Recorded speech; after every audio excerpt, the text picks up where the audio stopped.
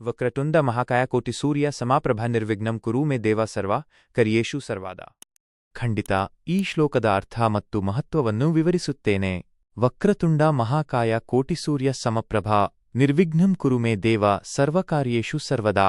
ಅರ್ಥ: ವಕ್ರತುಂಡ ವಕ್ರವಾದ ಬಾಗಿದ ಸೊಂಡಿಲು ಉಳ್ಳವನು, ಮಹಾಕಾಯ ದೊಡ್ಡ ದೇಹವುಳ್ಳವನು, ಕೋಟಿ ಸೂರ್ಯ ಸಮಪ್ರಭಾ ಕೋಟಿ ಸೂರ್ಯರಂತೆ ಪ್ರಕಾಶಮಾನವಾದವನು, ನಿರ್ವಿಘ್ನಂ ಕುರು ಮೇ ದೇವ ನನ್ನ ವಿಘ್ನಗಳನ್ನು ನಿವಾರಿಸು ದೇವರೇ, ಸರ್ವಕಾರ್ಯೇಷು ಸರ್ವದಾ ಎಲ್ಲಾ ಕಾರ್ಯಗಳಲ್ಲಿಯೂ ಯಾವಾಗಲೂ. ಭಾವಾರ್ಥ: ಬಾಗಿದ ಸೊಂಡಿಲುಳ್ಳ ದೊಡ್ಡ ದೇಹವುಳ್ಳ ಕೋಟಿ ಸೂರ್ಯರಂತೆ ಪ್ರಕಾಶಿಸುವ ಗಣಪತಿಯೇ, ನನ್ನ ಎಲ್ಲಾ ಕಾರ್ಯಗಳಲ್ಲಿಯೂ ಇರುವ ವಿಘ್ನಗಳನ್ನು ಯಾವಾಗಲೂ ನಿವಾರಿಸು.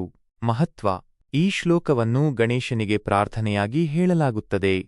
ಯಾವುದೇ ಹೊಸ ಕಾರ್ಯವನ್ನು ಪ್ರಾರಂಭಿಸುವ ಮೊದಲು ಈ ಶ್ಲೋಕವನ್ನು ಪಠಿಸುವುದರಿಂದ ಆ ಕಾರ್ಯವು ನಿರ್ವಿಘ್ನವಾಗಿ ನೆರವೇರುತ್ತದೆ ಎಂಬ ನಂಬಿಕೆ ಇದೆ.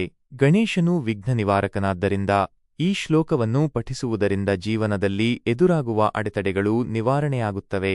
ಈ ಶ್ಲೋಕವು ಗಣೇಶನಿಗೆ ಪ್ರಾರ್ಥನೆಯಾಗಿದೆ ಮತ್ತು ಇದನ್ನು ಪಠಿಸುವುದರಿಂದ ಆಶೀರ್ವಾದವನ್ನು ಪಡೆಯಬಹುದು ಎಂದು ಭಕ್ತರು ನಂಬುತ್ತಾರೆ.